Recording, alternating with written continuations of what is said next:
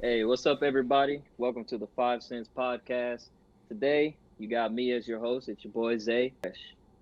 So, my first topic is I've been reading and seeing a lot about Ti and his wife, and they have like a bunch of sex trafficking and rape charges, like against them at the moment in two different states. Them? And so, look. So here's the basics of it, just to give you a quick summary. There was a lady that came out and it was exposed that she was like a previous, like, she had previously had relations with them, if you know what I'm getting at. So, like, people kind of discredited her, Mm-hmm. but she came out and was like, she basically tried, told everybody about how they forced her to like take drugs and like have sex with their close friends, like other rappers and just their friends. And when she came out with that, 11 other people also came forward with not exactly the same, but similar stories where Ti and his wife would go out and like, hey, you want to come back to this hotel? Come back here with us. Come back here. They would invite these women to places where it was under their control, if that makes sense. Like it was they, everybody knew they were up there. Nobody messed with them. Basically, like if you scream, no one will come type shit. And so one story that I read was that she had came to, I believe it was a concert. It was like or something. I believe it was a concert, and Ti had invited her to the hotel they were staying at, and basically she was, they were like trying to get her to do drugs and things, and she was like no, she wanted to go home, but they wouldn't call her a Uber. They wouldn't, you know, basically like, yeah, you can leave, but they wouldn't really let her leave. That's what she said. And yeah, and she said that they got her so drunk and basically so out of her mind that she had unconsensual sex with them and then their friends. And that's just one of them. I haven't read Damn. all of the other ones. So that was kind of something that I saw that I thought was kind of because Ti was recently he's been trying to change his image, doing all these charity, all this charity, all the things that he's been doing, the foundations, trying to, motivate the younger generation to do better and stay off of the streets. Because he was locked up in 2009 for his federal gun charge, and then he went back to jail the year after, and he, tried to change his life. And now all of a sudden, he's got these allegations up against him, of rape, sex trafficking, like a whole bunch of stuff. So I didn't know if y'all know anything about it, but I thought it was pretty interesting. I heard. I've been hearing I'm reading on it and I've heard about it, but I didn't really know like a lot of the details on like some of the allegations, and it's pretty wild. But what I was gonna say is you pointed out that he started doing trying to clean up his image. You know what I'm saying? Do like charity events and all that stuff. And I actually had a conversation with someone about this like a few days ago. But it's like, have you noticed that like whenever someone's trying to like make a better image for themselves or like go against a certain like stigma or whatever, they start to get these allegations and they start to come up. Like, say for example, this isn't like as serious, I guess, but Deshaun Watson, right? He wants out of Houston, and all of a sudden he gets hit with 5 sexual misconduct, like allegations out the gate, like out of nowhere. You know what I'm saying? Like, and you don't hear anything about this until he wants to leave Houston. So it's like I feel like it's a common trend that I'm starting to notice that like Mhm. happens to these like celebrities and things, but maybe that's just me being a conspiracy theorist. Who knows? But I don't know, man. I don't I was know. saying in the respect for Ti. I mean, this is just me speculating. It could be that, especially in cases where like misconduct is involved, especially like with what Zay was just talking about with Ti. well, put yourself in the shoes of someone who was affected and assume that they're telling the truth. Then seeing headlines of the man who treated you so horribly and the woman respectively treated you so horribly, getting all this positive press, all this like positive attention of look how great they're doing, look what good they're doing for humanity. I mean, I can imagine how that would bring about pretty much like an insanely negative emotion, something that would may drive you to have the courage to come out and present your story and to say like this did happen to me. And that's there as far as we know, they're allegations as to what Zay was saying. So there's no real way of proving that they're telling the truth, but it would make some logical sense, especially in their case, and maybe for Deshaun Watson too. Like he's going to leave, so the women feel like he's going to get away. He's going to get away with this, and it may be purely psychological. But I can imagine that watching someone who has done something that horrible to you succeed or be looked at as a success would be torturous. It would be awful. No, Yeah, I so definitely see what you're saying, Jackson. hitting on that and leading more into that direction. So just look this up, but the cases aren't going well because the accusers, the court isn't looking at them as credible because the accusers are all anonymous. That's So tough. they won't reveal themselves. You know what I'm saying? They won't like put a name and a face to the story if that sheds another perspective on it. They're Yeah, just Yeah. kind of like, you that's a know, tough one. I feel like that's always the hard thing with a lot of these cases. Like from the perspective of the celebrity or the person who got accused, it's like they, of course, they don't believe that it's something that they did. But a lot of times, for like the people who are accusing them, it's something that they may have like buried and came to terms with for so long, and they finally see this person just kind of blowing up and going crazy. So they feel like they have to say something because they just kind of held back all this mental trauma for so long. But on the other hand, if they put their face out there and say like I'm the one who is accusing him of this, a lot of times the media who kind of like in the Deshaun Watson thing would want him to stay or want him to leave Houston would kind of put them on blast. I know that's the same thing that happened with like when Derrick Rose got accused of a lot of stuff, which I know that's my example, but the girl who accused him, they like put her on blast for a lot of stuff, even though he ended up winning the case. But even if it was true, a lot of the times the media kind of goes in favor of that celebrity. A lot of times when these girls, or not even girls, but just people who accuse in general, have come up with so much trauma that they've kind of came to terms with, that would almost be even worse, just kind of bringing that back. So I understand why a lot of these situations they kind of leave it anonymous, because even if it might not, go through like they needed to, it's a lot better for them kind of mentally and for the long run.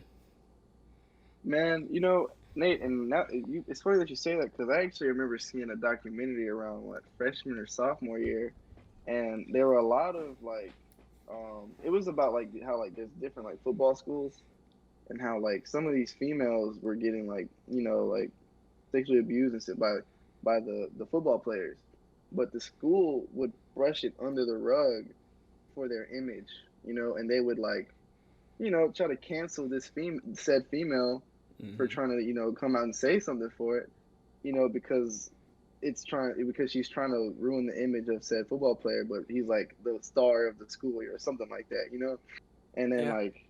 And that's probably what's going on right now, like but the thing is, we'll never know. Mm-hmm. Yeah, because you gotta think to like that school or that team, like that's their next $1 million jersey sale or ticket sale or lead advertisement Exactly. downtown. But to like these girls, like this is the person who like abused them and like harassed them, almost ruined their mental for probably a long time in their life, if not the rest of their life. So it's understandable kind of on both sides to where a lot of these accusations do come up in some really interesting times, but I feel like there's also a push that kind of causes a lot of them to come out and kind of say, I just like can't bear it to see kind of this person get away with this anymore, that type of thing. So Yeah. Yeah. Yeah. So yeah, I'm always in the middle on these because I think it's always wise to look at these situations from both sides.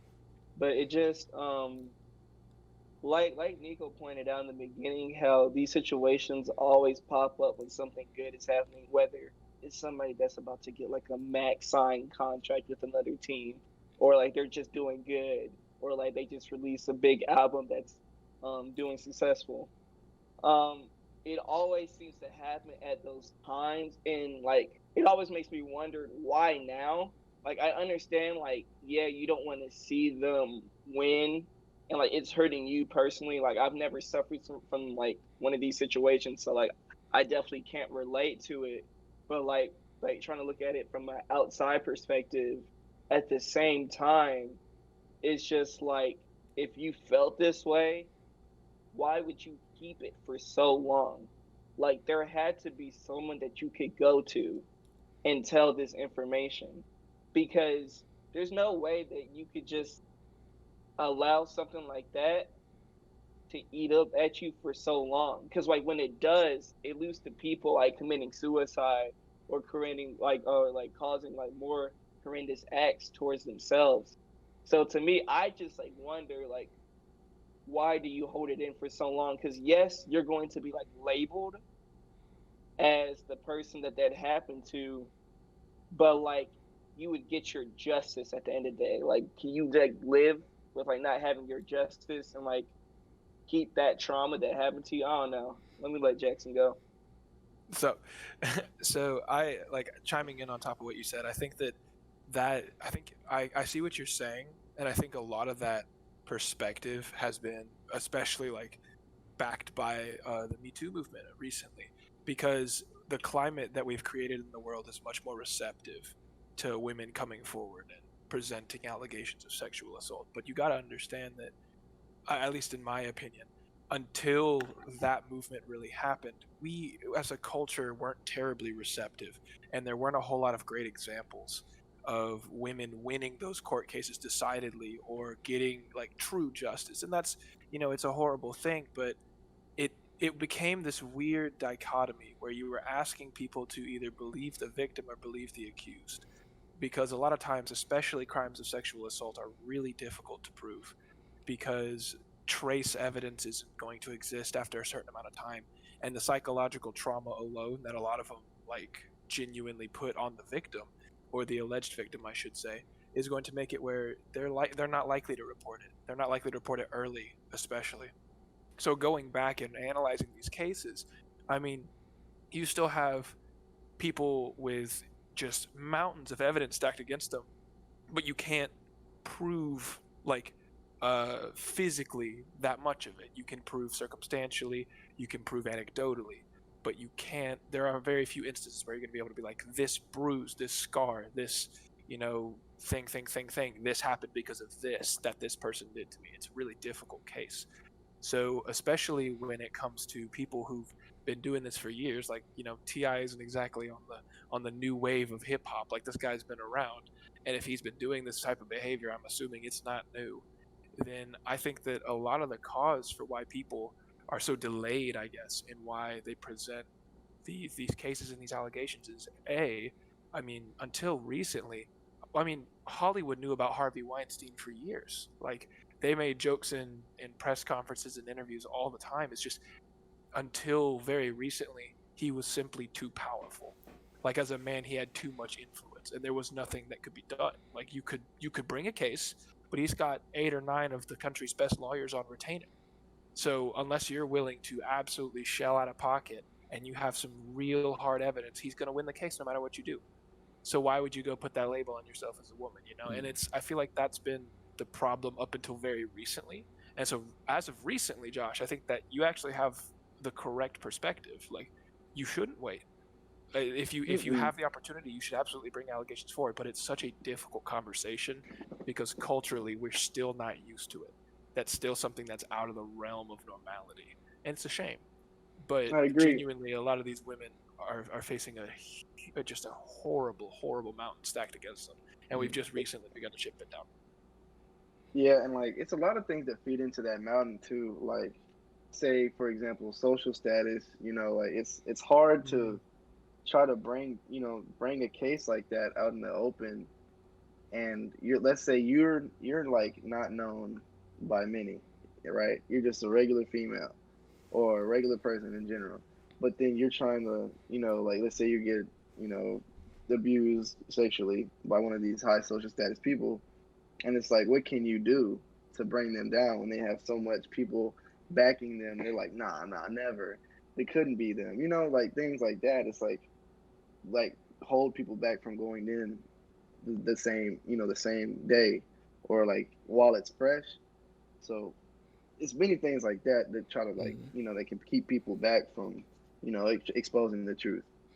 Yeah, I feel like that's a pretty good point. Along with a little bit what Jackson said earlier too is like, I feel like another reason why a lot of people, well, I don't know because it's never happened, you know, to me, but I can't speak in such. But I feel like that person being in the spotlight, which is kind of horrible. This is the way the society presents it, but almost causes them to have a little more validity if they're from kind of somebody who's just a normal person who's had this thing happen to them. Maybe that person being in the spotlight is what finally will get these people to kind of take them seriously when they bring out these allegations. And a lot of times it takes them a while for themselves to even come to terms with what happened to like them if they did go under such kind of a crazy situation. So I feel like it's a combination of kind of both, that it takes a lot of time to mentally prepare yourself for something like that, because every time some you do bring on those allegations, there has to be a lot of proof and a lot of like research that goes into it. So you basically have to relive potentially one of your worst moments a lot within the time that you go up and kind of bring up these ideas. So it's a lot that kind of, I feel like these people who are kind of who are victims of these situations kind of have to deal with before they can really come out with kind of these type of allegations. So Yeah, and another thing to remember, and I think Zay's got something to say after this. It looks like he does at least. But another thing to remember to keep in mind when it comes to these cases is they almost universally pretty much tear up the life of whoever loses, right or wrong. But I mean, if you think about instances where a man might get away with it, usually they're powerful men, right? Or they're men of status, at least in these high profile cases. And the woman is always labeled as a liar and like just given this horrible rap sheet, which she very well may be. You never know. But if the woman wins, then the man gets R. Kelly'd, right? Like it's career dirt, like in jail, and that happens pretty much to whoever loses. So I think part of the intimidation factor is if you're a young woman who was seduced into a scenario or just blindly forced into a scenario by a powerful, wealthy man, you are inherently at a disadvantage in that court proceeding. Because when you think about, and I use the Harvey Weinstein example, I mean, this man was a powerful figure. Same with Jeffrey Epstein. These men were powerful. And so, as a woman who doesn't have nearly the amount of resources that they do, if you come forward and you put your name out there and you're the only one that does it, and it's a one-on-one, you don't stand a chance. There is no amount of evidence in the world that's going to stop a billionaire from absolutely dismantling you in a court case. They've got their lawyers are too good. They will make deals. They're shady. Like that's not something you'll win. And look at what you've just earned yourself by coming out. You have now earned yourself that label as the person who tried to destroy somebody else's life. And very few people are going to believe you in that scenario. So when it came to the TI and people not presenting themselves, like presenting their evidence anonymously, I think it's a horrible shame because their case would be so much stronger if their identities were tied to it. But simultaneously, by tying their identities to it, they make themselves targets. And it's one of Hmm. those arguments where, like, well, you can argue that they should be confident enough in the fact that they're telling the truth to make themselves targets. But you're dealing with a powerful man, and to be honest, you may not win that court case, right or wrong. And it's such a delicate situation where it's so hard to declare a black and white right or wrong without actually having been there and seen what happened. And I always feel for the people in that scenario that it's just so rough. Yeah, so the crazy part about this is that they actually did not deny, like Ti and Tiny, the angle that they took on this. They didn't deny that they did this.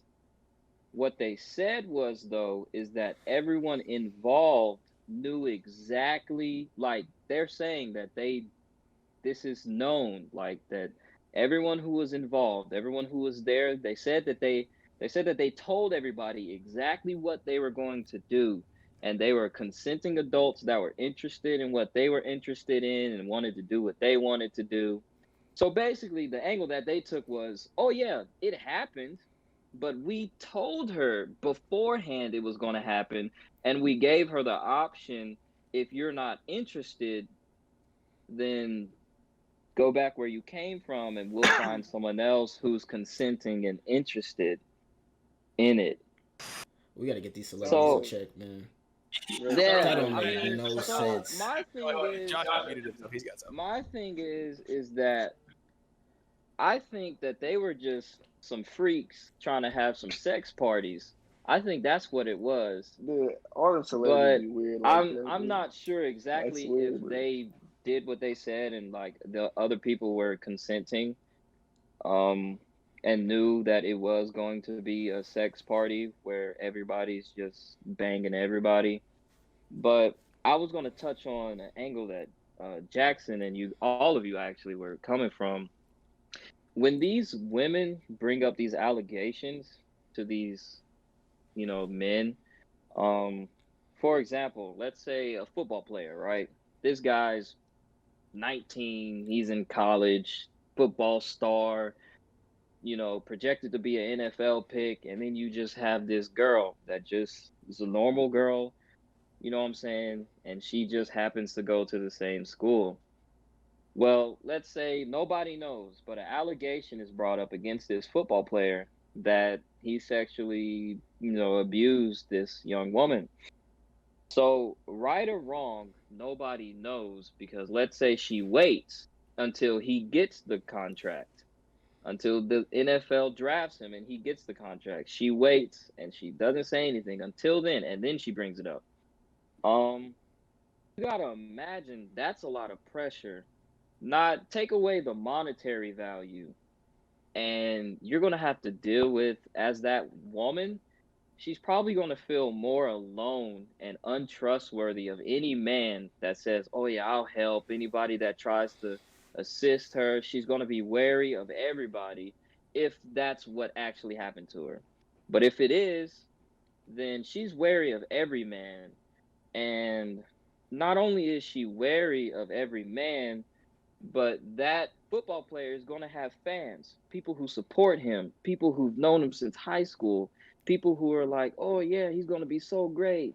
And people are freaking crazy nowadays. So imagine if football players can get death threats and get their properties broken for missing a game-winning field goal.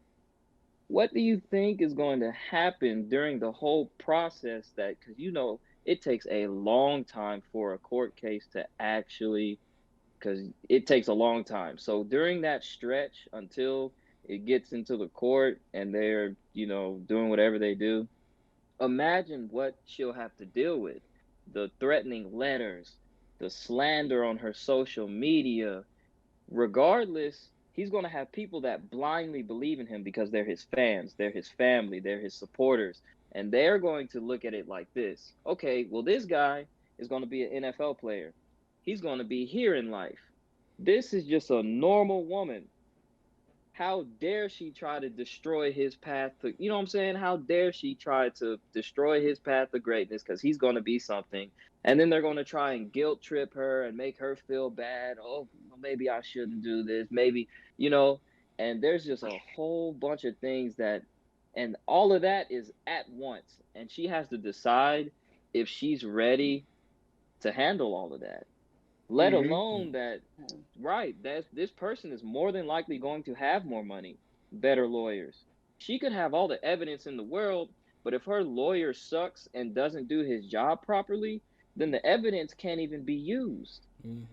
So it doesn't, like he said, it doesn't matter. Even if she's telling the truth or not, it could go bad. And now she's a victim who tried to do the right thing, which is get this man punished for his wrongdoing, and now look where she's at. Probably can't go to that college no more. Probably can't go to any college in that conference anymore. Probably can't, go to any D1 or whatever level school that is. Her social medias have to be gone. She's probably going to have to move. Like, she's going to have to start her life from zero. And this guy is going to be like, oh, people tried to bring him down. He's only going to get a boost to his career. So now he's a guy who has an allegation against him of something he actually did, but because he's here and she's here, now she's all the way down and he just skyrocketed because in the eyes of the people, the winner is where the truth is. regardless of whether it's actually the truth or not. And all of that is on her mind while she's trying to decide. So I understand that they're anonymously, you know, submitting their stories because this is Ti. Everybody knows Ti. You know, he's got street ties. He's a big gang. You know, big gang man. That was his whole thing. So he's valid. He has street ties. He has money. He's a, I guess some people would call him a legendary figure because he's He's had great iconic. movies. He's iconic. Great movies he's acted in. He was one of the top artists. You know, when he was hot, he was one of the top artists of his time. You know, he's got his own label. He's signing new artists. Like he's you know he's Ti. And these people are probably just normal girls who were fangirling so hard. They're like, oh my gosh, he invited me back to his hotel, and they gotta go to work at 8 in the morning, or they gotta go to class next week. Like these are just normal people. They gotta go back to their normal lives, and you know they're probably scared, just very afraid. Yeah, because if they do end up coming out with it, like they don't have the Ti money to hire security to follow them around the whole time this Mm-mm. trial's going on, or they don't have the lawyers who can hit them up with restraining orders for all these crazy emails and stuff that they're getting every day, and their DMs are going crazy. So it already takes so much for them to kind of accept what they're happened to them to begin with and bring it up. But then to realize the kind of the change that the complete change to their life that's going to happen if they do come out, it makes a whole lot of sense that they're coming out anonymous instead of actually putting their name to it. Yeah, I don't think it should be taken as uh you know, black and white thing, like Jackson said. I think it should be okay, both sides submit your evidence and you know what I'm saying, we'll go from there. That's Hmm. the start, not okay, well, who is this guy and what does he mean to society and who is this woman? It shouldn't be looked at, it shouldn't be Yeah, looked of at it course not. like that. It should just be okay, she said you did this. I'm not saying you did, but you But show should me how you did. probably defend. Yeah. Yeah, show me how you didn't. Tell me how you didn't. Hmm. You Especially know, because they came out and said that they did do it. She just Yeah. didn't understand that she signed up for Because it. they did That's it. Did it From crazy a to think from a about. consensually. legal from a legal that perspective, yeah, that defense is not very That is strong. horrible, bro. The fact that our I mean, society is set up they to that's agreed a to it. legitimate response to an allegation of sexual assault is crazy. They literally said, "Yeah, yeah," and it's like, That's what I'm what? saying. Like that's pretty someone's Like, life, much. bro. Didn't they know that we were gonna do that? Like, yeah, I think they knew that. it's Yeah, as a Continue. it's one of those instances where it's like exactly what you were talking about, Zay. It's just such a like the situation has always been delicate when it has to when you deal especially with sex crimes, but because of the like exactly what you were saying, the vast disparity among a lot of these figures, it just becomes so touchy because you've got a situation where no matter what happens, someone loses. Like there's a definite loss to somebody's life, and it's so hard to prove that it's the right person. And that's what I 100% agree with you on. Is like those proceedings. Basically you say, okay, this is what you're accused of. Show me how you didn't do it. Right, innocent until proven guilty. But exactly. because of the way that a lot of the system can be manipulated, basically innocent until proven guilty can work counter to the victim a lot of the time. And it's not anymore innocent until reasonably guilty. It's innocent until proven guilty. And because a lot of the evidence that can be brought up physically in a lot of these trials is trace, it becomes so difficult to pin somebody. I mean, you really have to have them dead in the water if you're going to pin them for something that really there are only anecdotes and circumstantial evidence for, especially something that heavy. Because, just like you were talking about, a lot of these people don't have the TI money for these lawyers. And a lot of these TI money level lawyers, even if you are just dead in the water guilty, can get you a plea deal or can find some way to construct a defense that will draw the proceedings out long enough that you won't actually see jail time. Like they're good at their job. That's why they're worth TI money. And it's just so unfortunate.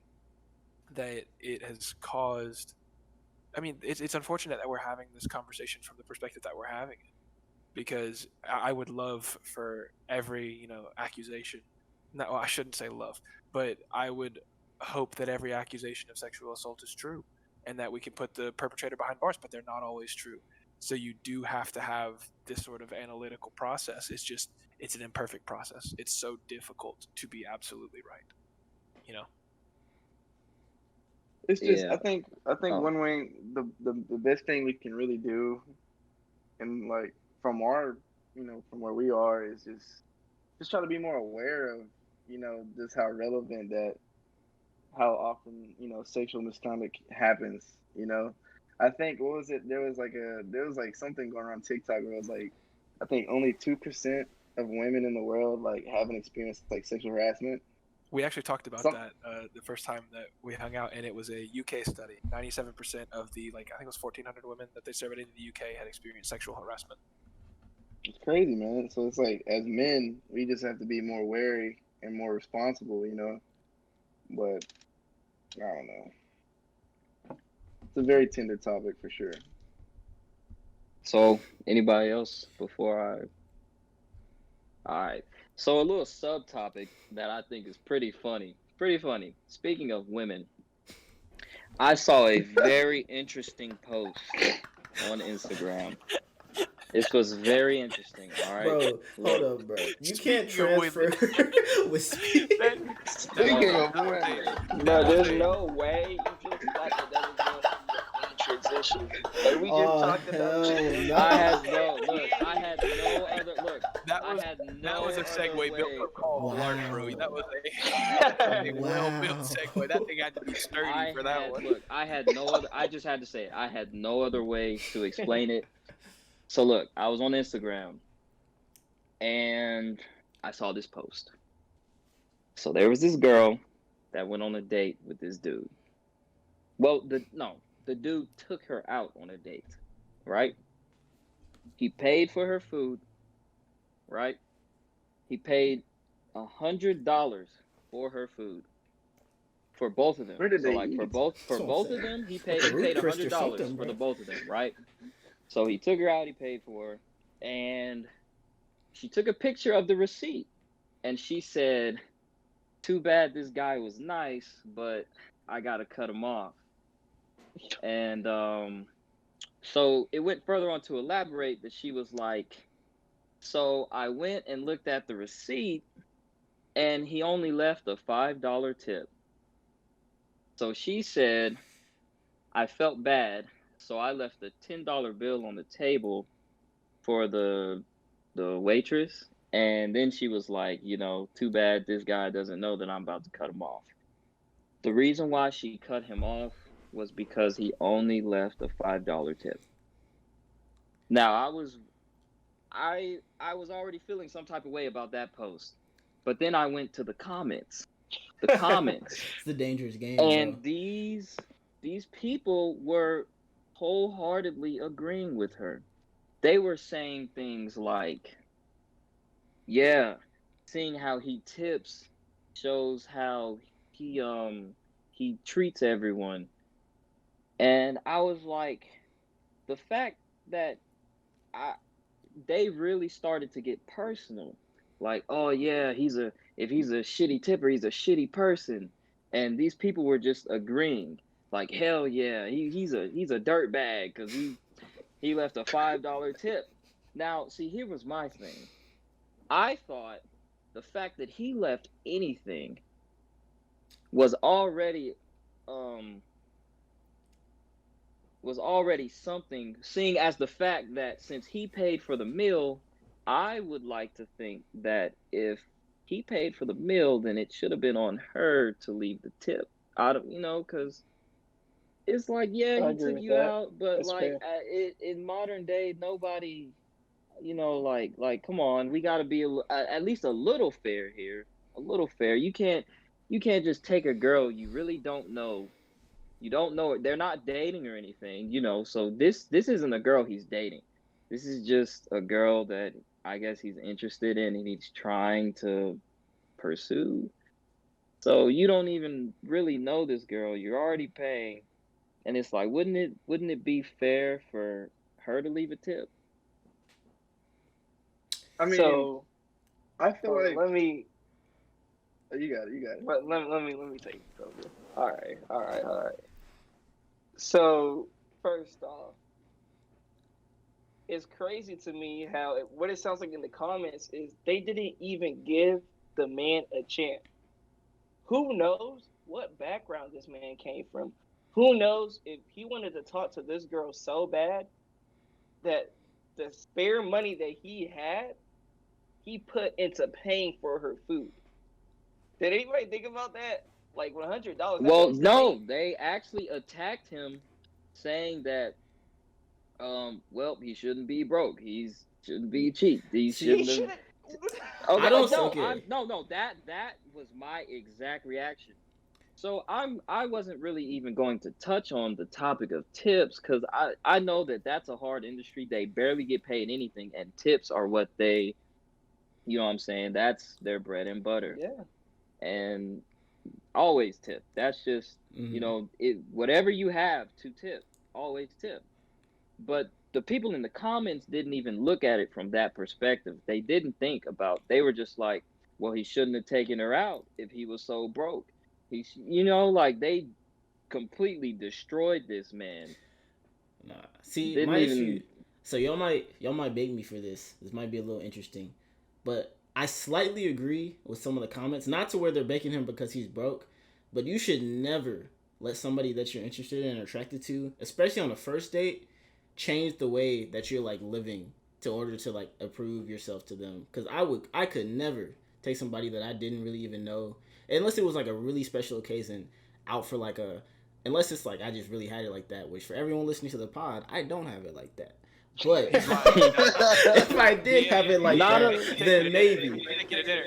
But you got to know your own worth first before you try to act out of pocket to impress yourself to somebody else. Because like if that person that you're trying to take out really does care about you and is attracted to you, it doesn't matter really where you go to or what you. It's as long as you're invested in what you're That's doing true. and what That's you a do. It fact. shouldn't have to be a $100 meal, which to some of the big ballers listening that might not be that much. But to me, a normal ass college student, no sir. Cheddar. So Cheddar. we're going to Cheddar's, that 2 for So 20 at look, Chili's type Logan's. shit. Nah, See, hell no. another thing. Another thing. I Hold swear on. to you, if you out here taking girls to Cheddar's, I'd have backhand you for talking about some. Another Why, thing bro?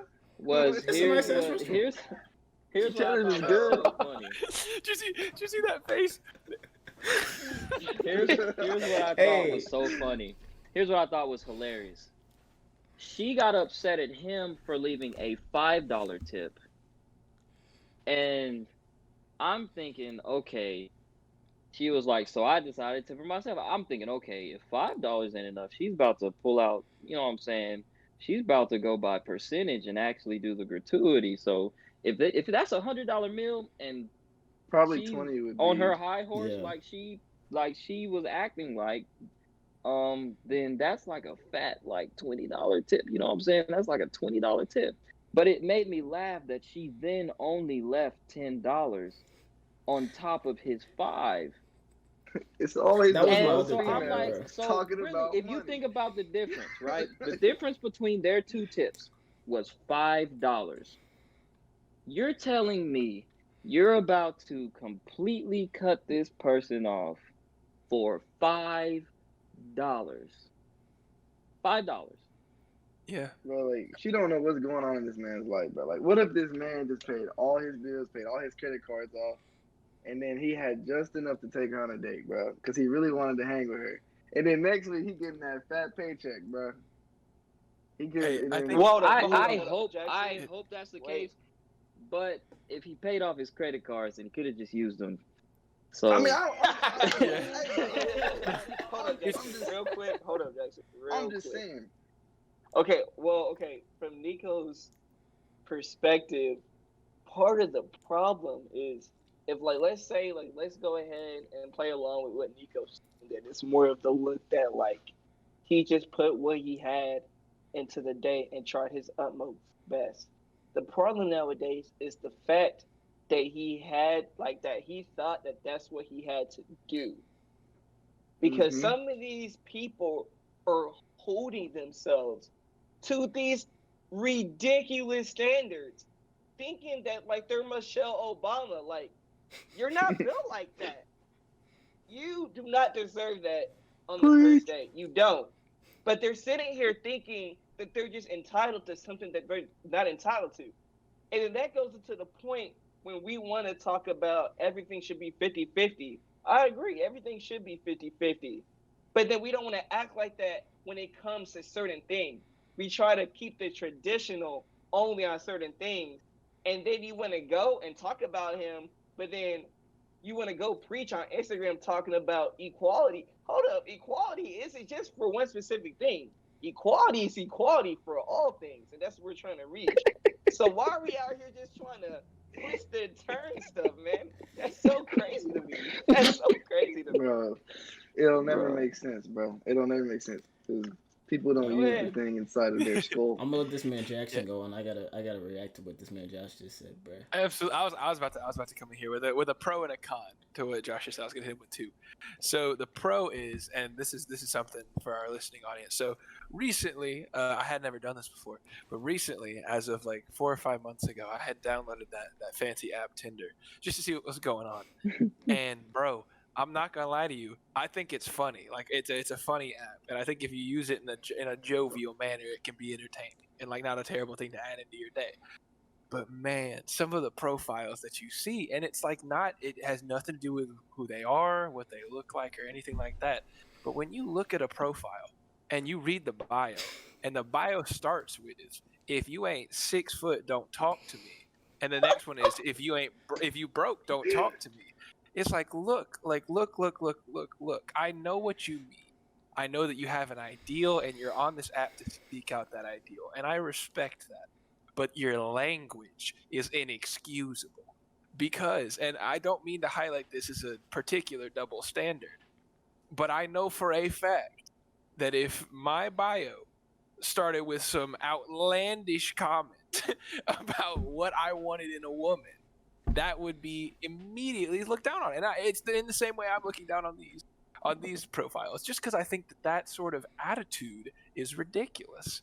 So very much to back Josh's point, I have taken people I did not know that well on rather expensive dates because I like the restaurant. And you know what? If I don't like you, that's fine because I'm eating good and I don't care. I'm straight. There's this restaurant in Auburn called The Hound. Fire, absolutely fire. If you're a podcast listener and you're in Auburn, absolutely go by The Hound. It's phenomenal. Get the meatloaf. Jackson told you to. But that's one of my favorite restaurants. And so like you go to a restaurant to eat meatloaf, bro. No, dude, you don't understand. Go to your grandma's house, bro. Bro, this man straight off of Johnny Test, bro. No. Y'all got me messed up. Y'all got me messed up. Trust me, this meatloaf is good. And if y'all come down to Auburn, I'll take you to this restaurant. You ain't got to get the meatloaf. But trust me, it's the best meatloaf I've ever had. So yes, I go to a restaurant and I get the meatloaf. And like, it's like a semi-expensive restaurant. Like for 2 people, if you get, 2 people, drinks, dessert, and like a full spread, $80 to $100, not that bad. And yeah, I've taken people on a first date there, not because I want to do impressive, because the food's good. And I guess this is the point that I would make to kind of like this is the con to the argument. And it's kind of in line with what Nate said. I think that when it comes to something like tipping, you need to be aware of what you can and cannot spend. And it's not that hard. Divide whatever your check is going to be by 5, and that's 20%. And that's a healthy tip. 20% is a good amount. So if you want to go to a nice restaurant, understand that it's not the sticker price. Like there's going to be a hefty add-on. You're going to have to shell out another bill of some denomination, right? But that being said, I do think that taking into mind not just the actions that the guy committed, but the attitude. I mean, I get where a lot of these people in the comments are coming from, but that is a huge generalization. I mean, you guys yourselves named 4 or 5 possible reasons for that $5 tip, and you don't know if the service was just bad. None of us were on that date. You have no idea. So I feel like while absolutely the point stands, say you're a person who has been in the restaurant industry before and you know how important tips are and you don't ever want to tip beneath 15%, that's fantastic. And that's a conversation that you can have with that person. But I think immediately coming with the ban hammer because of it, regardless of the reasoning, isn't necessarily the right move. Only because you don't know if the service sucked. You don't know if he was struggling financially. And until those details are evident to the public, it'll be hard for the public to make a decision. So to come out and make it a public point with that limited information kind of gives the wrong idea. It's a little disingenuous. Jackson, I definitely agree with what you're saying because, like, there's no way we can know what this man's going through and why he gave the $5 tip. Yeah. But my thing is, if it is because he's not financially stable, I wouldn't be going on a date in the first place. Correct. That's the problem, bro. That's what I'm saying. 100%. I'm gonna be like, hey, look. Let's go to the waterfall. Let's hang out at my place. B-Rock is looking I'm lovely going this away. time of the year, bro. Sandwiches. We gonna do something that's gonna That's be what I'm free saying. of charge. Whoa. Hold up. We got a point on something. Because this man Jackson said, let's go to my place. My place on the first day is something that does not really happen That's not that too type much of anymore date, because that On Tinder, That's not a date. That's Well, not a date. That's a I'm assuming this That's person is y'all- looking y'all- for like a y'all messed me girlfriend. up. That's not a date. That's a link. That's different. No, y'all. No, that's That's a y'all- link, y'all- bro. y'all messed me up. Y'all messed me Sneaky up. link. Now, hear me out. Y'all messed me up. Here's what I was gonna say. Go back to my place and I cook, right? That still That might is be a a date. link. No, it That is no that. See, If look, you throw No, together it's not a grilled link. It's cheese not on a the link. pan That and is throw a that date. on a paper No, plate, that's the listen, link. that's not listen, a first listen. date. It's That's not a a date, link but not- to you, but from what happens in society and what Okay, it leads you know to, what? That has is to labeled be as a changed. link. Fair enough. Whatever. I wouldn't. I would be genuine. I'll be trying to be genuine with that statement, but I get what y'all are saying. And you would be vastly disappointed Yeah. when you are just You gonna chilling start- and you're being So, genuine, Jack, said- and you come back what's your and she's naked bedroom on your looking couch. like? Hell, Nico, bro. bro, Nico, you can know anytime, man. You just gotta show up at my place. Come on, Nah, I'm thinking bruh. from the female perspective. Zane's like, Jackson's not gonna do this again, man. No, bro. But that was my biggest problem is because the way that she reacted to him only tipping $5, I feel like this is how the situation went. That man, he's texting her up, all this extra stuff. They met up somehow, and she was like, "Oh, let's go to this restaurant. I really like it." He's like, "All right, bet." He goes there, looks at the price, he starts sweating a little bit. But she ordered, The waiter, like, bro, that's what I'm saying. help me. She orders, that fancy appetizer. A drop starts to drop, creme bro. brulee. She gets that steak, that extra, caviar on the side. The drops start to fall, bro. This man is sweating by the end of the move, and he has no idea what he got himself into, And bro. all my man got the burger, bro. With a water. Okay, so here's another thing that I wanted to point out. In this particular instance, why is it that the guy is pushing? Oh yeah, let's go out. Let me take you out. I'll pay for everything. Why is that kind of the view that society takes instead of okay, why don't both of them go out on a date? Why is it that the man has to take the woman out on a date? Why can't they go out on a date? Because if you're saying they go out on a date, all right, then that's two people. But this seemed like a pretty one-sided thing. Unless hold up. he gave his unless he just volunteered. Now, if he just volunteered to pay for everything, then yeah, I kind of do agree with those comments because he set himself up for that. He gave his word, and as a man, when you give your word, that's what you got to do.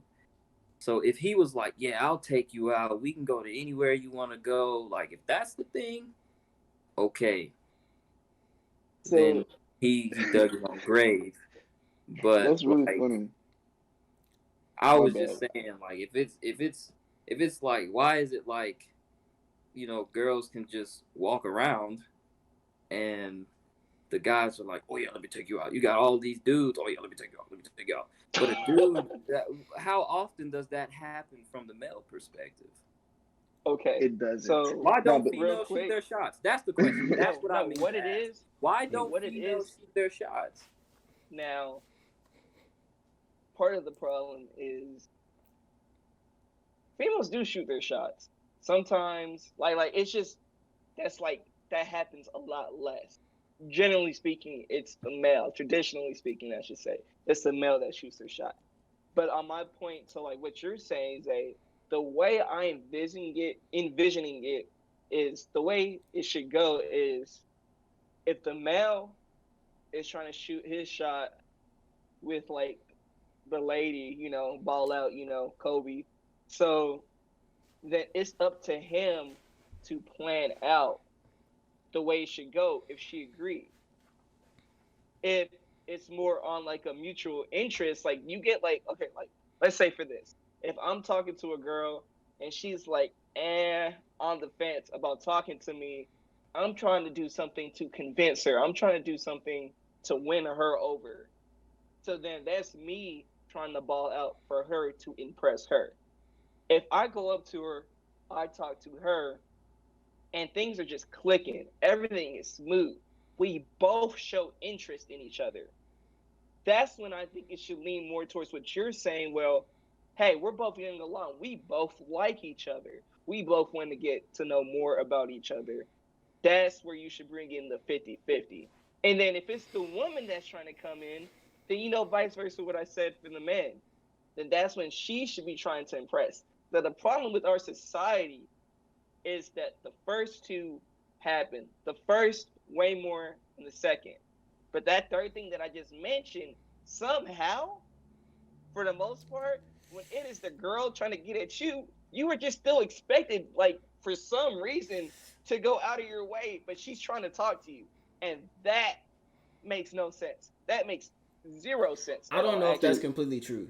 Because I feel like dudes shoot their shot a lot more in the front half, right? We do a lot more to impress a girl to where she'll be interested in us to make it last for a longer time. But once you get past that step to where they're interested, girls be doing the most to try to keep you interactive in a relationship. So that's where they kind of come in with the I'm going to take charge and react with you. I'm going to plan all this stuff. I'm going to get you all this stuff after you convinced her and got her comfortable enough to react with you. So I feel like it might not seem up front because a lot of times dude hit that first wall, girl's not interested, we go back to the next one. Hit the first wall, find the next girl to talk to. But once you get past that, they finally get comfortable with you and they think you're actually, going to support them and you're going to support them back, especially in like a relationship stance.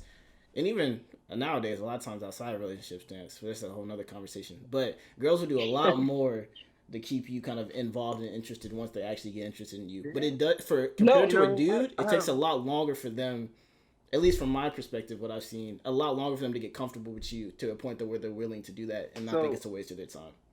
I have a question.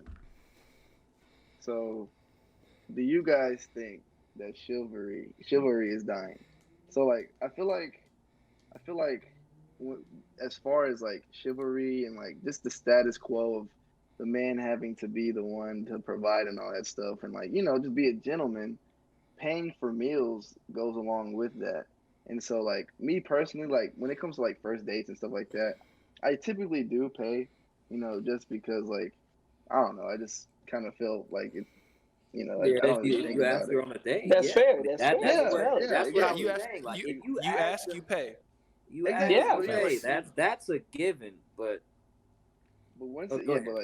like y'all were saying though, like once it's a mutual thing, like man, I don't give a fuck if I'm exposing this shit, man. I probably like in one of my old relationships, man. I probably got paid for it one fucking time, bro. We were together for like almost 2 years, bro. It's like, okay, once it gets to a certain point, bro, there's gotta be like a, what I'm saying? It's like, come on. Yeah, I feel like that's more the female than it is like, your problem, yeah. bro. No, Yeah, that's that was what I'm a saying, Nico though. That's what I'm Praze saying. original right there, my guy. No, that's what I'm saying, bro. So Nico, to address your point of chivalry being dead, I think that there's something to be said for the argument of if it's dead, right? Assume chivalry is dead, then what is the obligation to perform chivalric actions, for whatever word that would be, right? And so I think that it would be hard to argue chivalry is dead simply because as a society it's kind of set up to where men need or should or are expected in some degree Yeah. to behave in a chivalrous manner. We're expected Exactly. to pay sometimes, and a lot of these instances, whether or not they're financially equal, that's a coin toss. But I think, to your point, I would argue that I don't think chivalry is dead, but I think that a lot of the rules have changed because along with the movements that kind of empowered people in society, a lot of people take some actions that traditionally would have been seen as chivalrous in the wrong way, or they don't enjoy them, and that's perfectly fair. It's whatever their liking is. But very much in the way that you said, no one paid for you. Yeah, I'm sorry about that. That sucks. But the the I guess the point I would make is, does that invalidate the idea of chivalry? Because she didn't pay for you. I would argue that's a her thing. like they were saying, I'm not sure that's a all women thing. No, and I wasn't But trying to make that. oh, Like I know you all weren't. women I know you thing. weren't. I know you weren't trying to generalize in that regard, Nico. All I was saying is that, say, for example, she had offered to pay. Does that mean that chivalry's dead any more than her not offering to pay would be? Because technically speaking, chivalry would imply that you pay.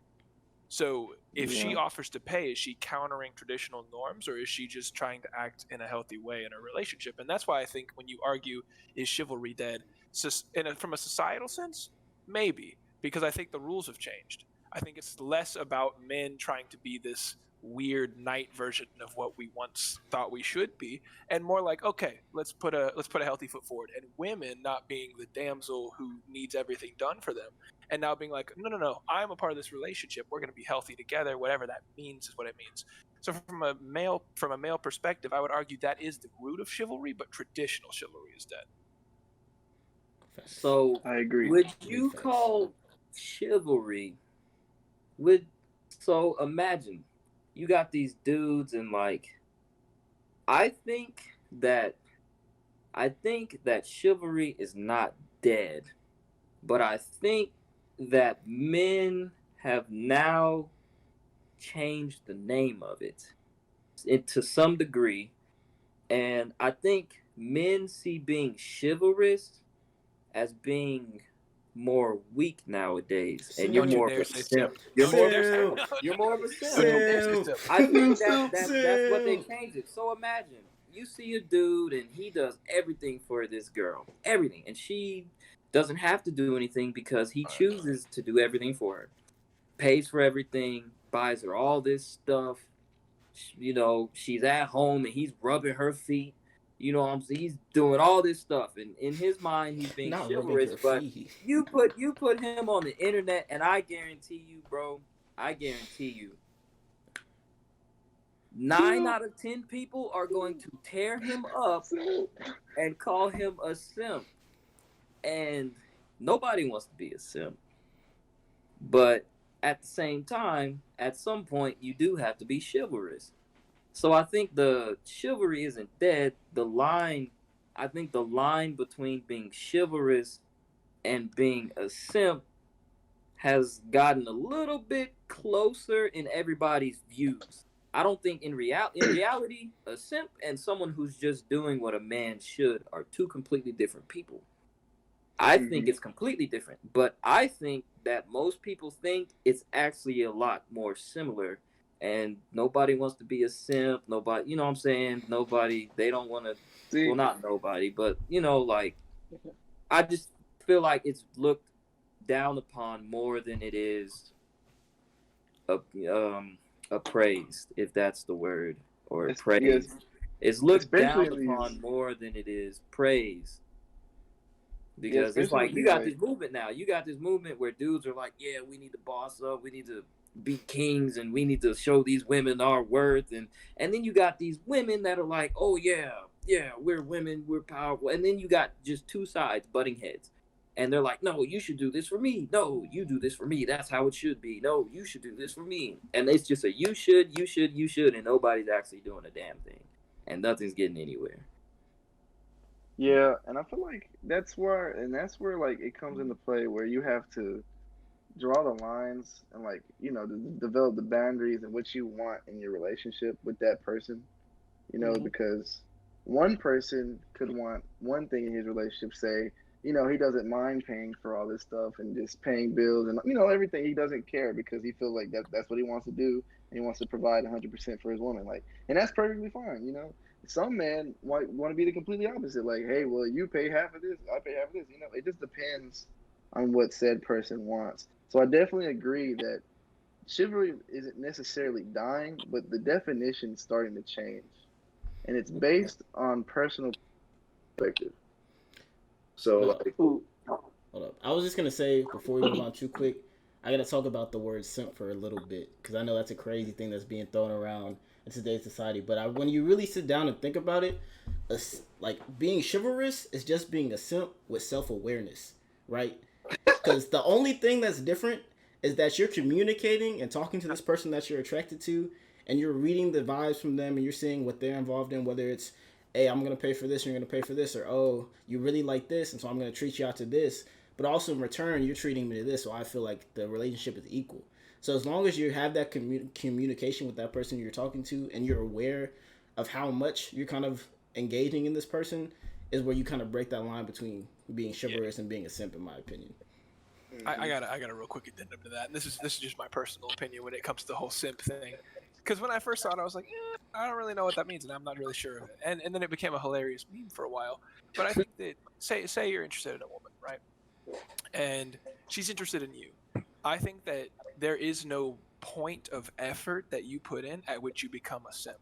I think the point at which you become a simp is when you start putting in effort that isn't reciprocated and you don't acknowledge that to yourself. Facts. Like not understanding your worth, essentially, that there's someone that you want and you pursue them so endlessly that even when they aren't in any way matching your energy, that you just keep going because it's the way that it's just, you're too afraid of being hurt to understand that, hey, you might want to have a conversation with this person, that the relationship isn't equal anymore. I fully agree. Well, yeah, I definitely agree with that. So, okay.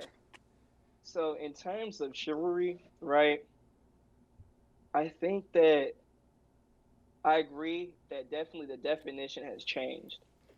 And I think, I'm not a female, but I'm going to attempt to take it from their perspective. For all you watching, do not come from my neck, please. But what I think is that it's more of like the little things, right? Because I hear a lot of females talking about, well, guys think that they're chivalrous, but they're just doing the bare minimum. And I'm listening like, what is this bare minimum you're talking about? Please define that. Please define that. And so what it is like for chivalry, is changing into like you more like, I guess Jackson like pinpointed a couple of the things, like you paying attention a little bit, being a bit more attentive to things that are going on into the relationship, and you like coming up with surprises every once in a while that aren't normally expected. When you're out here trying to do the little things, that shows that you're truly valuing that other person, that significant other. And that's where technically you don't have to do any of that, but you're choosing to. And that's where the chivalry is coming in. But just like Nate and Jackson said, when you're doing that stuff and they're not caring, they're not acknowledging it, and you're not acknowledging that they're not acknowledging it, that's where the simp comes into play. And nobody wants a simp. Nobody wants a simp. It's just the fact. And on top of this, there's another side of things, well, where we always have the debate about, do you want to be a Future or do you want to be Russell Wilson? And that thing right there, oh my gosh, For the don't get me streets. started on that. Because literally, not saying this is all of you, Elbow. but some of you will want somebody to be a Russell Wilson to you and a Future to everybody else, and that's not possible because just quick clarification. I got so confused when you were talking about you. I didn't know you had started addressing the audience. I thought you were talking about. I was like, oh no. no. I don't want no Russell Wilson. I don't know what you're talking about. Anyway, Yeah. And that's what I was saying. Like, I think the line between, I think everybody sees the line between simp and chivalry closer than what it actually is. Like, I personally don't think that they are the same thing. I think that if you do those things for your significant other, well, I think you're supposed to.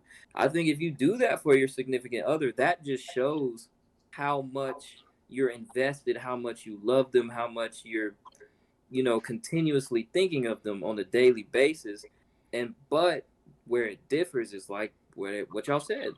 If it's not being done back, if it's not being reciprocated, if you're not getting that same energy back, then you are most definitely tweaking, and you need to reevaluate Yeah, something. here's an interesting thing that I will bring up, and this is just a thought that I've had while we're having this conversation. I think that from the perspective that we've presented, simp is a derogatory term for a man who is being taken advantage of, that is being given to him by other men to try and make him aware. And that's why it comes across. No one wants to be a simp because we mean it with some pretty harsh intent. And that's because when you see your boy being a simp, it's like, bro, dude, like, I don't want to be the one to tell you that she's not treating you right, but she's not. And like, this is not adequate for you. You deserve better. And like that, as dudes, we often don't convey serious items like that in a serious tone. It's a lot easier to grill You somebody just get or baked. or put them on the flame and just let them know that that's their mistake and they need to be aware of it. And so having a nice 4-letter term that you can throw around all day long, that makes it a lot more concise than having to try and prove your point. No, I think that is facts for sure. I feel like the way that society is kind of is built around kind of just relationships, especially nowadays, it's more of like you fall in love with the idea of this person, like the idea of this relationship you have, without actually communicating to them what both of you want out of that relationship. And I feel like that's a lot of the times where the simp comes from is because they think that this is what this person wants. They're checking off all these boxes of, oh, I'm supposed to do this, this, this, and this, and then they'll fall in love with me. But when reality, and if you're not communicating with that other person and your significant other and really figuring out what both of you want to improve from and get from each other, there's no set of boxes you can check to make that perfect. You know what I mean? So, Man, and what is crazy is, isn't that, the whole point of dating? Or am I just losing it here? Or that's what I'm No, better saying, bro. yet, no. this thing That's in what the I'm last saying, 15 bro. years that we Mhm. created called talking, talk Yeah, about it. yeah, What? that. That's so crazy to me. Talk about it. Because what is so crazy to me is when you think about it, right? That's the whole point. You're trying to find somebody that your ideals match with their ideals or mesh with their ideals. Because there are going to be some men that they want to be that man, that they just want to take care of you. They're going to pay for everything. They want to be the breadwinner. And there's going to be women that they want to be carried. They don't want to have to do anything. But there's also the opposite. And you have to find somebody that matches with what you want to do. The problem is these people both go in with their ideals, not ever really addressing how the other feels until they get into an actual relationship. Like, how did you skip that part of communication where you're supposed to figure out how things are going to work, how things are going to progress as you try to start like entering that phase of a relationship? Go ahead, go ahead. So I think what it is that people expect the relationship to be exactly what they want right off the bat. So what it is that nowadays they expect it to be exactly what they want out the gate. So you got girl A and guy B. Girl A meets with guy B, they go on dates, she thinks he's perfect, no problems, right? They start dating. The moment she sees guy B acting any different than her ideal of him, she doesn't want to address it. She doesn't want to work on it. She doesn't want to talk about it. She dips. And that relationship is over. Just like that. It's done. Because, oh, he broke out of character. He's not what I thought he was. Gone. And same for guys. Same for guys. They'll meet this girl and think, oh, she's this, that. She looks good. Her ass fat. Yada, yada. Whatever. Whatever may float your boat. Right? And then the moment let's say she was in a toxic relationship with a toxic dude. And from that toxic relationship, she got the habit of being toxic because that's what she had to deal with every day. She was with this dude. That's what she had to see. That's what she had to go through all the time. And so she has this toxic behavior unknown to guy B. The moment guy B gets hit with that toxic behavior, gone. She is cut off, vanished, out of here. It's no longer done.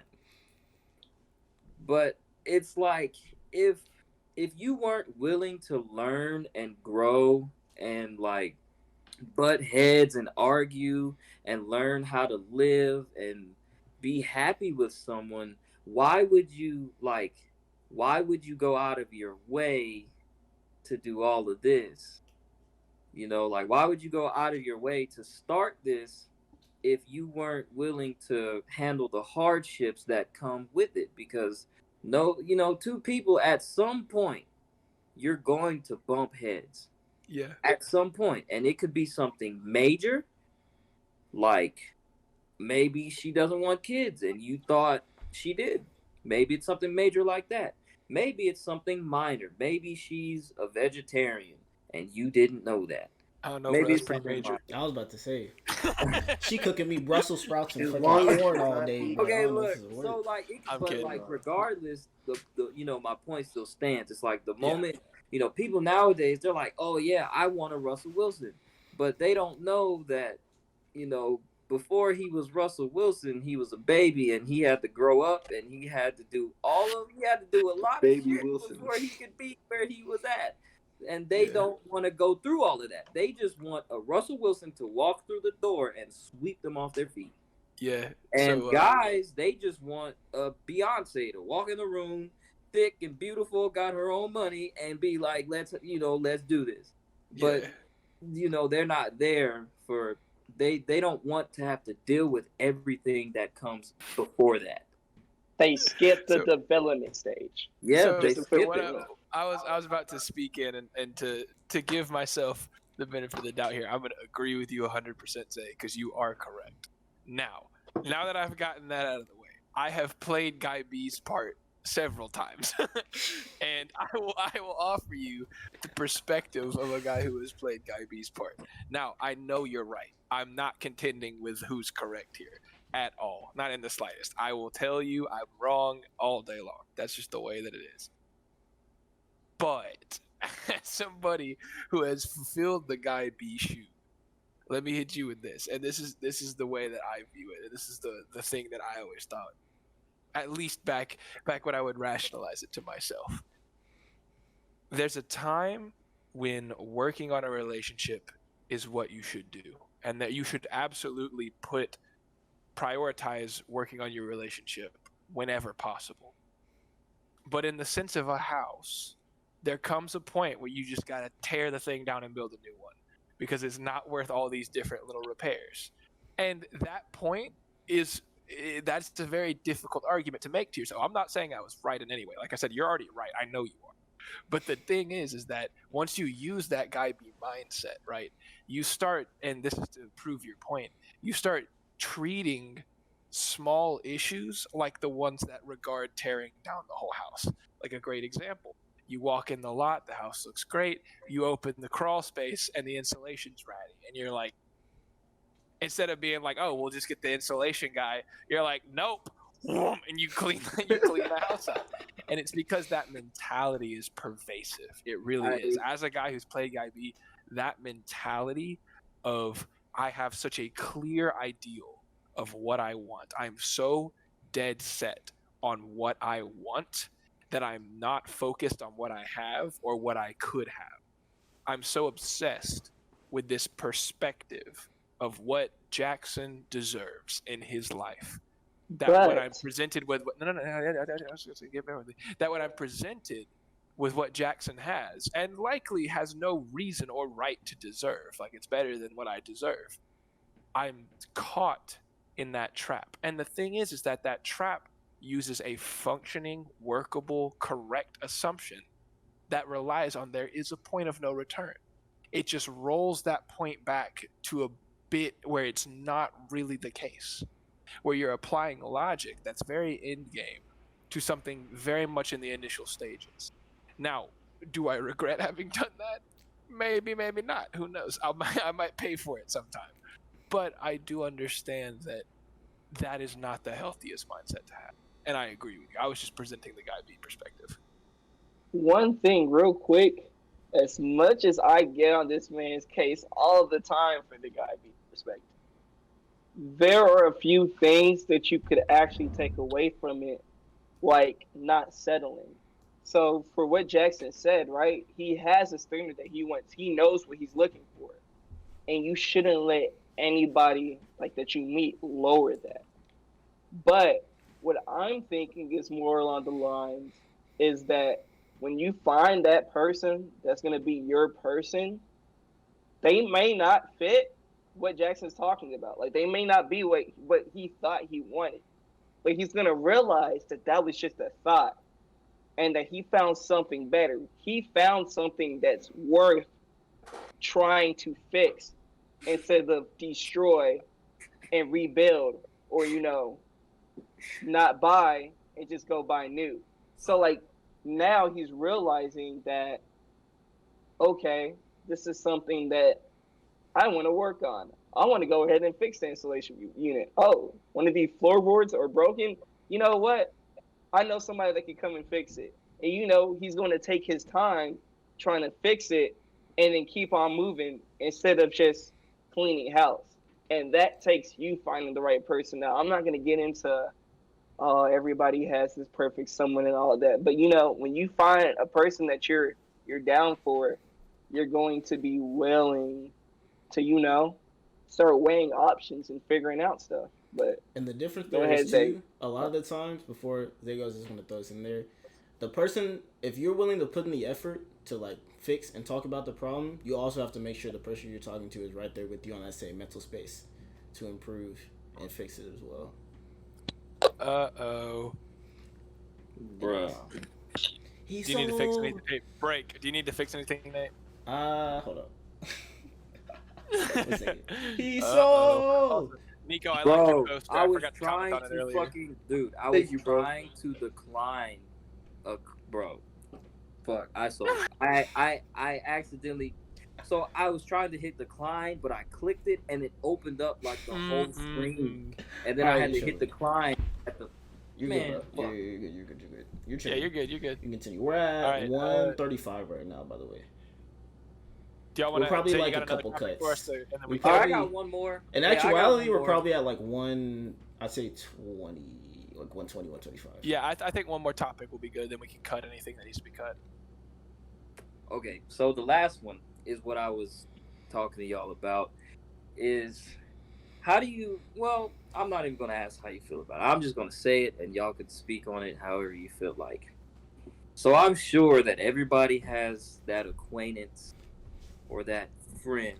I'll air quote friend because your definition of them may vary, but that friend that really you don't really, like y'all don't talk like that, y'all don't hang out like that, and they only kind of seem to come around when you can do something for them or when they need something or when you're convenient pretty much.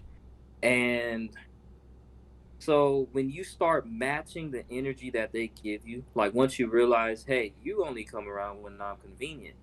And when they try to come around when you're convenient, you ignore them, you don't respond to them, you kind of just let it be. Why is it that, like, in some cases, that person will then start to try and paint you in the negative light? Oh, you're fake. Oh, you're this. Oh, you're that. Because you're simply matching the energy that they were giving to you. It's that victim mentality, bro. No, yeah. They don't want to. They don't want to lose what they got. That opportunity to gain. So they want to make you feel bad. And try to gaslight you in a way to make you feel bad, and stay there with them and keep giving them what they want. You know what I'm saying? Mm-hmm. And those are the people you gotta cut. Yeah. off. Also, another perspective is, sadly, some people are just like oblivious. They're just so oblivious to like no regard. Like they actually genuinely didn't see themselves as that person till they realized what you were doing to them. Does that make sense? Mm-hmm. So like Yeah. they were just going around thinking that what they were doing was fine, not realizing that they were fake until you started matching that, and then they still don't look back for some reason to reflect on what they've done. They just start focusing on what you've done, And I just think that's a problem with them as a person. Like, I don't understand how you can't seem to like comprehend what you're doing to somebody, but when they do it back to you, you have a problem and you still don't take the time to look back and realize, wait, my bad. I was in the wrong. And then, work on it. So Yeah. that's another perspective right there. I feel like that's a really good point because I feel like the difference between those friends and like the friends that like you're actually communicating with a lot is the maturity level that you have, and that's why like a lot of the friends for me who fall into that category of somewhat fake are people who I probably met in like high school, like the beginning of college, stuff like that. Is because as we've developed, I like personally I've gotten a lot more mature in like the friendships and the relationships I had, but they're still on the level where it's a lot of surface and just give and take and more of just a improving each other. Because unless you run with a circle of people who really pour out into you the same thing that you pour into them, it's not going to last really long. And so I feel like the biggest issue with that is that until they get that emotional maturity in that relationship, like their own relationships up, they'll never be able to understand the impact that they have on everyone around them just because they're not focused on that right now, if that makes sense. Yeah. Yeah, no, I'm a call to senior year psychology class to classical conditioning. And it's do y'all know what Pavlov's dogs are? Mm-mm. All right. Well, it's this experiment, and I'm probably going to butcher it. So if someone who's listening is like like an actual psychologist, don't get mad at me. But essentially, Pavlov's dogs was an experiment done where there was this group of dogs, obviously Pavlov, the guy, um, he would condition them by presenting them first with an unconditioned stimulus and an unconditioned response. So for them, it was dogs are like the test subjects. He would present them with food. That was the unconditioned stimulus. And then there were unconditioned response would be that they would salivate because they were hungry. So they wanted the food. And so he would like kind of ensure that that was the natural behavior. Dog's hungry, you present food, they salivate, right? That is unconditioned. That is just natural. Except then he added a conditioned stimulus to it, which was he would ring a bell when he would present the food. And so he would present food, ring a bell, dog would salivate. And after months and months of doing this, he eventually removed the food and made it just the conditioned stimulus, which was the bell. But when he would ring the bell, the dogs would salivate. They had developed a conditioned response to what he had been doing. And so they had actually taken the sensation of getting or seeing that food and applied it to the bell. It was just the bell now. And it's a type of conditioning that can work in people, but we're obviously a bit more complex than dogs. So it has its limitations. But in the sense of a give and take, it's a really good way to look at how people adjust to change. And so, Zay, when you brought up that friend that's consistently fake with you, I think the issue is that they are the dog. And instead of hearing the bell and salivating, by being fake with you and not being reprimanded, they are assuming that that is the fabric of y'all's friendship, right? It's a conditioned understanding that this is how you work. So when you switch it up and you take the food away, they start being like, whoa, like why is this different? Like what's going on? And the issue is that they have misunderstood their own actions by a complication of you not telling them because they're not aware what they've been doing. So now all they understand is that you've removed the component of your end of the friendship. They were conditioned to believe that it was equal because there was no indication for them to think it wasn't. And so now that you've taken your end away, you're the bad guy because they're like, what is this? like this is unfair. I'm being treated poorly. When in reality, it was the fact that they were treating you poorly earlier, but because you were being kind and being understanding, you gave them the benefit of the doubt and just kept letting them get away with that response. Yeah, I definitely agree with a lot of that. And I feel like a lot of it goes into like I feel like a lot of friendships, kind of those one sided points, or because a lot of people are really just empathetic. So I know, especially like a lot of people in this call, I know we pour a lot more into those around us than oftentimes we kind of get into ourselves. It's kind of just kind Yeah, I of pour because you're so that much type into of friend. Josh, and he just does not help. He doesn't clean the house, leaves the apartment all the time. No, but it's a pretty crazy phenomenon because kind of once you like take that outpouring away, people think that means you like lose love for your friends and stuff like that. And I'll be the first one to tell you, a lot of the friends who I've kind of cut off and kind of put to the side, like I still love them to this day. Like those would be some of my best friends, got me through a lot of times. But until they recognize that kind of disparity between our relationship, then I can't kind of sacrifice my mental to be able to handle them and improve myself at the same time. You know what I'm saying? So I kind of Mm-hmm. feel like a lot of those people don't recognize kind of where you're saying from that experiment that it's not more of you getting a reward, but you're also rewarding the person you're in that relationship with as well. So.